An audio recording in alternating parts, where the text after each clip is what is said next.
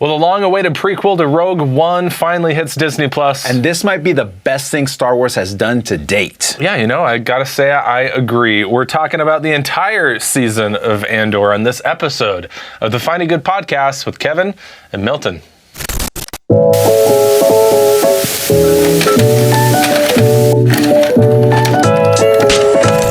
Well, welcome back to the Finding Good podcast. This is Kevin. I'm Milton. We're two guys who like to talk movies. We like to have fun, but we also like to go a little bit deeper. So we want to invite you to like, subscribe, hit the bell so that every time we have episodes, you are informed, and share it with somebody. We'd love to grow that audience and share this great, I think it's great content. Sure. Yeah. Of course it is. We're two smart guys, figuring life out. But we're going to talk Andor today, the latest from Disney+, the latest Star Wars stuff. I mean, I really enjoyed this. Next to Clone Wars, the series, this might be the best series that they have. Wow, I've not seen Clone Wars. What was that? I'm sorry, what was that? You have not seen Clone Wars? That's the animated one, right? Yes. No, I haven't seen it. Oh boy. I'm sorry. That's one of the animated series are one thing that I have not consumed with Star Wars, but everything else. Clone Wars is good. You should check it out. Okay, all right. I will accept that invitation. Okay. At some point. Andor's is a epic story. It's 12 episodes, like an hour each. You binge watched this in like 2 days, right? Yeah, like 2.5 days. I just watched the whole thing. It's it's gone. I loved it. I each episode I wanted more. Yeah. You told me it's kind of a slow burn. It's a little grating, and I was like, yeah, it's awesome. It's awesome. It's awesome. I like gritty. I like things that, because Star Wars, you get this feeling like it's a kiddie thing, but it's not. I mean, this is some deep emotional arcs that these characters go through. Andor, one of our main characters from the Rogue One movie, which is one of my favorites of the Star Wars franchise, and just kind of seeing how the rebellion just kind of comes to fruition through each of these characters. And I loved that we hearkened forward or back. I don't know how that works. The timeline is weird to other characters that we've seen in other movies. And I just really enjoyed it. There's not a lightsaber in the whole movie. No Jedi shows up. I'm pretty sure that's a fact. I think you're right. Yeah, I think you're right. I mean, very few stormtroopers. This didn't feel like Star Wars. There was no huge music. The music was very, I don't know. It was just tame, muted. Yeah. And this was something different. This was a different Star Wars than we have ever gotten before, and that's what I loved about it. I was perfectly fine with kind of settling down in the story. Tell me how, because we talked to our producer Grady a little bit about this. Yeah. How did you feel? Oh, by the way, spoiler alert, big time. If you haven't seen it, we're going to talk all the things. Okay. How did you feel about this prison episodes and how they tackled that and this is new. Like I'd never seen anything like this before. No. Well, it was almost like you were getting a lot of behind the scenes, and I want to know what they're making. They never answer the question. Like sprockets or something. Yeah, but what is it? I don't know. I think it goes inside the AT-ATs probably. Those big snow walker things from Empire. Yeah, and it looked big enough for that. Yeah, they got to be making something. What I love about it is you've watched Star Wars your whole life. These ships, the Death Star, they're just extraordinarily huge. Right. It's like a world. And you're like, okay, how? Well, let's answer that a little bit. Yeah. They go across, the Empire goes across the galaxy and turns up the heat and makes petty theft a massive crime. And now we have kind of like these work camps, these work prisons where they just assign everybody. So we got, what was it? 6 or 7 episodes in the prison. Yeah. And it was like an Apple prison. Everything's white. Everybody has bare feet, so it's like the prison from hell for me. It's like, put shoes on. I hate feet. Yeah, I don't want to see your feet. I don't want to see your feet. You have ugly feet, Milton. Wow, okay. I didn't see us go. That was not in the show notes, by the way. Okay, I have ugly feet. Everybody has ugly feet. You do too. Sorry, your feet. Wow. Your feet are horrific. You're insulting to people who have come here to watch us talk about positive things. They understand. In the Finding Good podcast. There's no good in your feet. Wow. So no one's wearing shoes. But that was a really cool part. Because Grady thinks that all prisons should be like this, where the prisoner should be walking around barefoot and be electrocuted, basically. To death. I'm afraid of Grady a little bit. He's like, yes, we should implement this technology and sell it. I mean, they probably save a lot of money on bars. Yeah. There's no bars on the door. Yeah, but it's got to be expensive to electrocute a floor, don't you think? I've never tried to put that in any home I've built, but... Yeah, I guess there's probably... why not? I mean, they do have heated floors in houses, but that's different. We don't want to burn people, we want to electrocute them, which is a little bit better. It's like turn the level up a little bit. Maybe we should do a floor is lava prison. That would be fun. That's right, don't touch the floor. Yes. Anyway, here's what I saw over and over in this movie, because the movie is all about the show is all about, like, the rebellion is happening and there's certain things that need to happen so that the next thing can happen, and we have all the pieces of the rebellion, mostly hidden, are taking advantage of opportunities that are placed before them. Andor is in the prison. This is the moment we can escape. The money is in the base. Right. This is the moment we can steal it and hurt. The senator is being investigated. We need to take advantage of this opportunity to hide the money so that we can fund Andor just got arrested, but we can grab him so that he can be part of the rebellion. Like, it's all about taking advantage of these open doors that sometimes are only open for just this right amount of time. And we see whether the successes and the failures of trying that. And I think that's so much like life. Life, over and over, throws these opportunities at us, and we have to make a quick decision sometimes whether we're going to go in through the open door or we're going to stay out and let the door shut. And I think life is a lot like that. It's opportunities lost and gained. Sure. A lot of that is just knowing, okay, where am I going?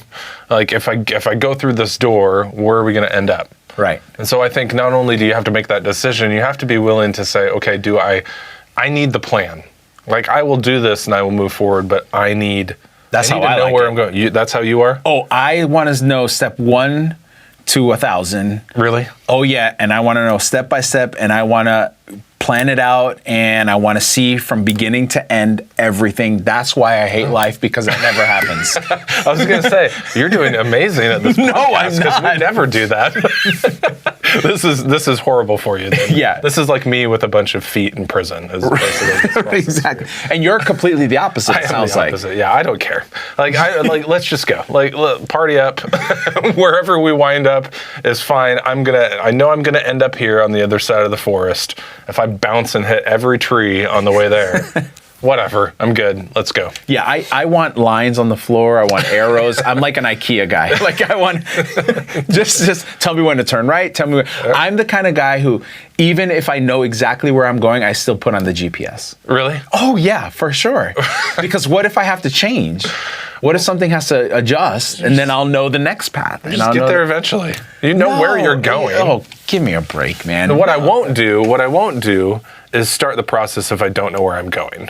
Like, I've got to have an idea of what this is what am I just jumping in for? And so that helps me. But I don't need to know. I don't need to know the whole thing. Now, I'm married to a planner. Okay. So I understand your insanity.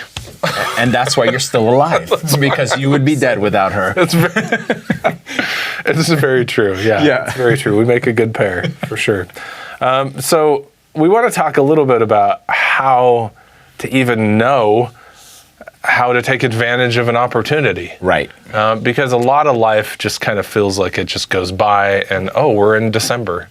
And hi, January 2023, and it's 2024, and we just watch the calendar go through, and I wonder how much opportunity I miss on a regular basis. Right. Right. So how do we know? Okay, well, I'll be the spiritual guy, okay, and of course, prayer to me is a huge one. I pray about a lot of stuff, and every opportunity that comes before me, I take it in prayer.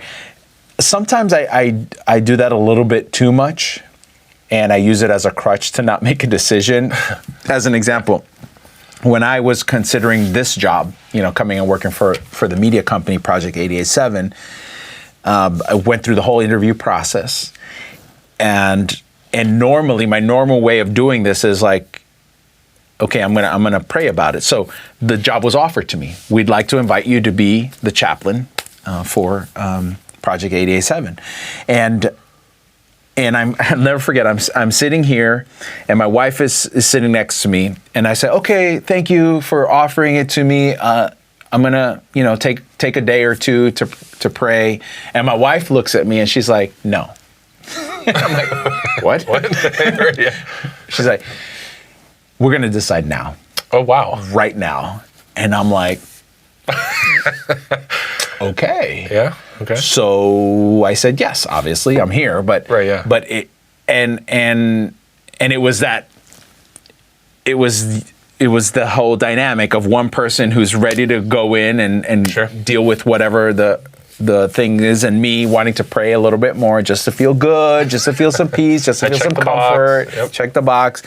And that was one of the first times that I allowed my wife's intuition to kind of lead me. But in most cases, I do pray and I try to get an idea, an impression of what maybe God wants me to do for this opportunity. So what I hear you saying is that it's your wife's fault that you're here. It is. Okay, great. Absolutely. No, I've been projecting my anger in the wrong place. Yeah.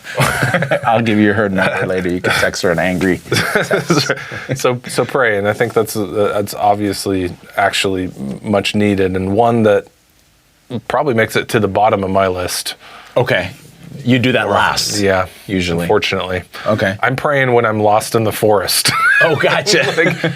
And God's like, hey, I didn't tell you to go in here, you dumb. Right. Where am I? Yeah. And we're not giving these in any particular order. They're just things that you can use as you're evaluating the opportunities that are before you.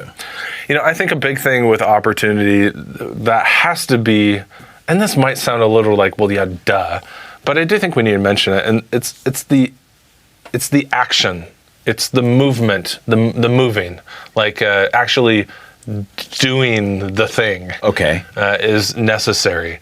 So opportunity, you can't take advantage of opportunity without movement. Right. And so but I think this is important because I just think a lot of people wait for things to come to them. Oh, okay. Gotcha. So I'm going to sit here and I'm going to let the opportunity come to me, and I'm going to let all this money is just going to show up on my doorstep, and success is just going to happen. Yeah. And it really works the opposite direction. We've got to move. And so I think that's. So what you're saying is the dynamic of creating your own opportunities, right? That Sure. Not just hoping that an opportunity will show up, but by you being diligent and being out there and doing the things you're meant to do, then more opportunities will come and be a part of your reality. Well, here's what's fun. Okay. And this is why maybe I am wired the way I am, because so often I start this journey. Okay. I know where I'm going, but I don't know how I'm going to get there. I come across great opportunities on the way that I didn't plan for. Okay. Kind of like you said, well, what if I turn down this one street? Well, what if the next opportunity before you get to the finish line is on that street? If you mapped your way straight and narrow, you might be missing a lot of good things along the way. I'll be the God guy again. Okay. So related to that is a concept that I've adopted a long time ago, which is seeing what God is doing around me and seeing those as opportunities. Henry Blackaby came up with this concept in his book, Experiencing God, where you don't say to God, I want to do this. So create that opportunity for me. You say, God, where are you working? What are you doing out there that I can get involved in? Okay. And then taking those as the opportunity. So I would put that out there as well. It's like evaluating things by what God is doing or what you think God would want you to do. Right. So if you're in relationship, if you're in ministry, or if you're just out there trying to see his movements in your life, then jump into those. Like God's already working. Yeah. The Bible says he's a God that works. He's a God that moves. So move with him. Right. And see those as the opportunities that you're going to be a part of. And I've found when I've done that, so many great moments of connecting with people, of doing ministry that was unexpected, and now all of a sudden, boom, there it is. As an example, I'll just give one quick example. I visited someone in the hospital a couple years ago, and that person, this was during the COVID time, and that person passed away. And I just did that as what was in front of me at the moment. I was called, and I visited, and I did the whole thing. Well, that thing then turned into a whole family reintegrating into the faith community that I pastor. Wow. Right? So now that opportunity to help them came out because I saw that there was a need that God was creating for me to be a part of. That's good. It's a reminder that I think good opportunities create more opportunities. For sure. And maybe that's a good way to measure, am I going the right direction? Am I doing the right thing? Mm-hmm. Well, are you hitting an instant brick wall? Or is this just the next step along the journey? Which is why I think another tip to do as you are engaging in opportunities is to be wise and to seek counsel. Yeah. Which sounds so proper. Ooh, like get friends. I mean, get a team around you that you can really bounce ideas off. Marry someone who's completely opposite. That's give you a different look on things. You can marry for love too. I mean, that's a good idea. You're nothing like me. Let's do this. Right. Probably not the best opportunity. Probably want to start with a better foundation. Yeah, maybe become friends and that's right, do the whole thing. But I mean, having some people that you can lean into. Maybe it's another person who's been successful in entrepreneurship or business or family life who's older. And I find the older the person is that I'm talking to, the better the advice is. Like, you're great. I didn't tee that up like that on purpose. Yes, you did. We're not too far. Don't lie. No. And be honest. And be a person of integrity. Be impossible. That's not funny. like Kevin. No. We got like 5 years. But I mean, I seek out someone who's had experience and has had life experience that can really pour that into you. Oh, for sure. You never want to go, because you never know as much as you think you know. Yeah. And you need people to fill in the gaps. Yeah. Like, you're dumb, okay? I'm dumb. Oh. And I need to find the people who know the things that I want to jump into. So an opportunity presents itself. Okay, who's been there? Who's done that? Who has some experience there? Find that person. I'll be the God guy again, okay? Okay. The other thing that I think is important is you have to have a value system. We did an episode on values. And when you create that, filter this opportunity through that value system. Know how that's going to look in relationship to your values. And if it's an opportunity that goes completely against your values, why would you do that? Yeah. You're diving into something that isn't you.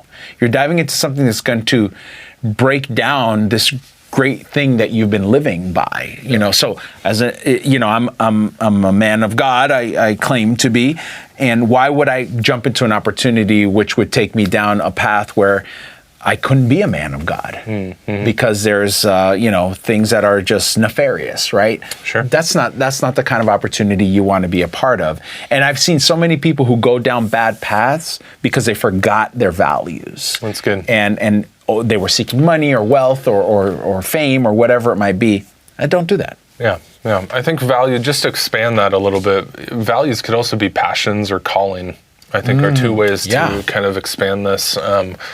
I think in my life, called into music ministry at age 13, and I had a pastor who just spoke this over my life. And I look back at my life, and I can see how so many opportunities around music has just continued to show up for me. Nice. And at this point, fast forward 30x years, at this point, I just know if it's around music ministry, it's probably something that I will enjoy, and probably something that speaks to my passion, and probably something that speaks to my calling. I believe God moves through music, and I believe we can find peace and hope and joy in music. And so, man, if there's a music opportunity, I'm probably going to say yes and move forward with that opportunity. And you've developed a great ministry, and because you've sought those opportunities and you've said yes to those opportunities, and your ministry has grown, and you've grown in the ministry as well. I've seen that. I mean, you're on radio now, on Christian radio, and that's amazing. And this is part of that as well. It continues to grow in these opportunities.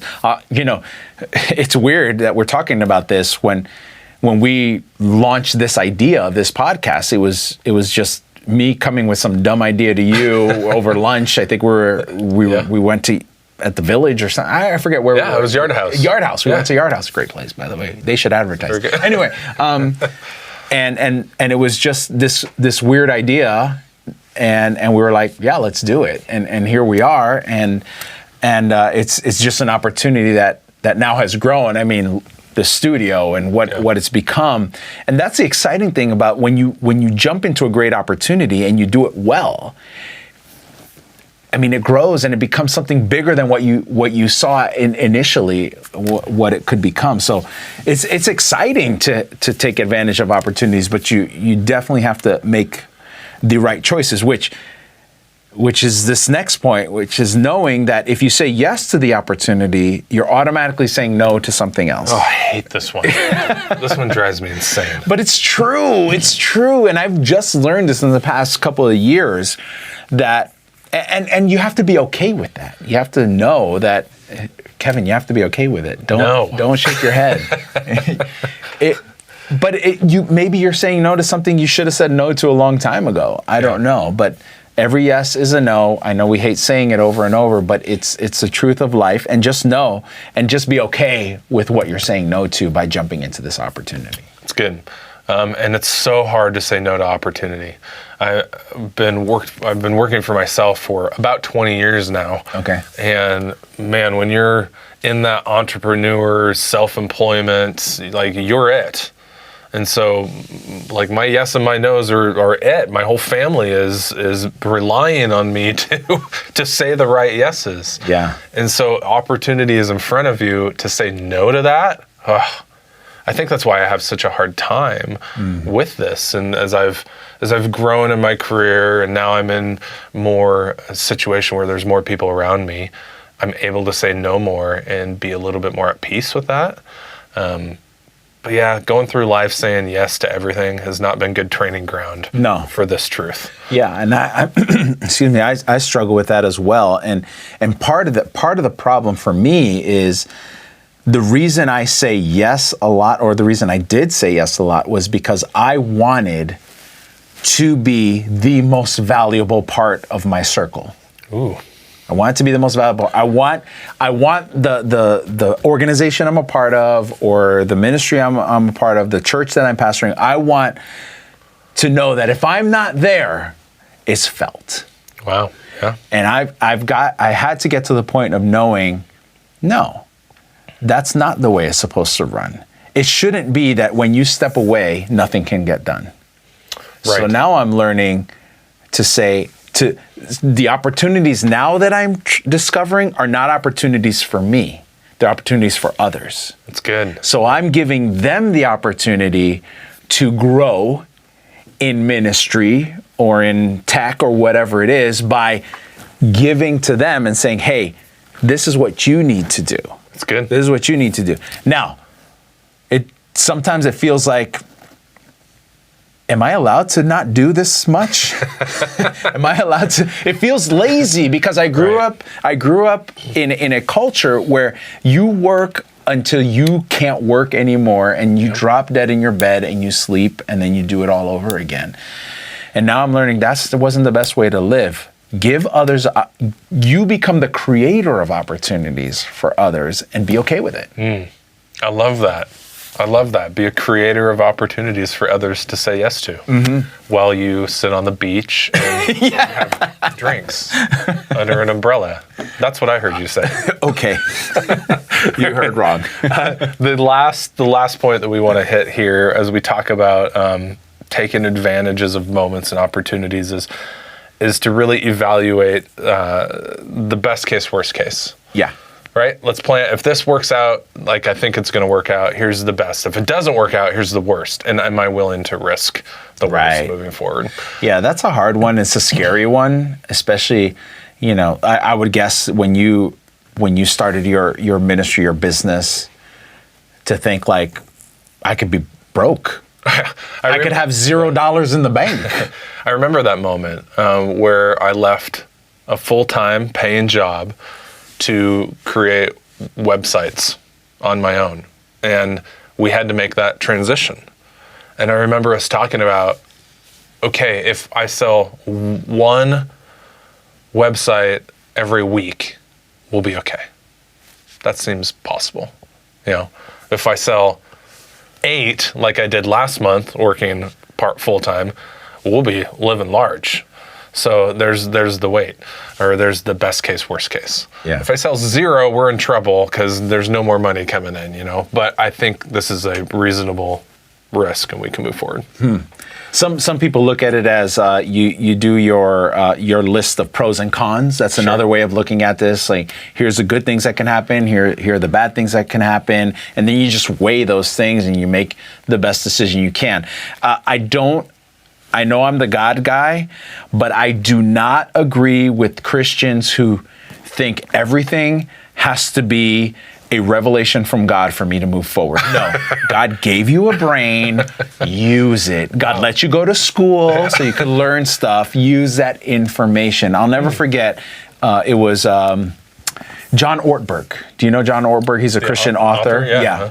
So he was making a presentation, he was speaking, and he said, do you know that when you're facing a decision, you have an opportunity, say like going to college, you got to choose between one college or the other. You're going to go to Brown or you're going to go to BSU, okay? And some Christians get so frozen because they don't have a clear direction from God. Do I go to BSU or do I go to Brown? Right. Okay? He's like, it doesn't matter. He's like, use your brain, make what you think is the best decision possible, because here's the reality. If God wanted you to go to Brown, but you chose to go to BSU, God doesn't then say like, you blew it, sucker. Sorry, I'll be over at Brown when you finally figure it out and you come over to Brown. No, God goes with you whether you make the right decision or you make the wrong decision. Whether you go for the opportunity or you don't go for the opportunity, you're still in his presence, and it's okay. Yeah. It's okay. So just use the brain power you have, use the information you know, use the people around you, make the best decision you can. I picture the end of Indiana Jones and the Last Crusade. Okay. With the guy, and he picks the wrong goblet. You chose poorly. And then he melts. I don't think that ever happens. That's not the way it works. Right. Well, we don't want you to choose poorly, and here's your opportunity. So just, we want you to like, we want you to subscribe, we want you to leave a comment, ring that bell, because we have a lot more great conversations coming, of course, all wrapped up in the movies and television series that we're enjoying. So thanks for following us, and we'll see you next time on the Find a Good podcast. Take care.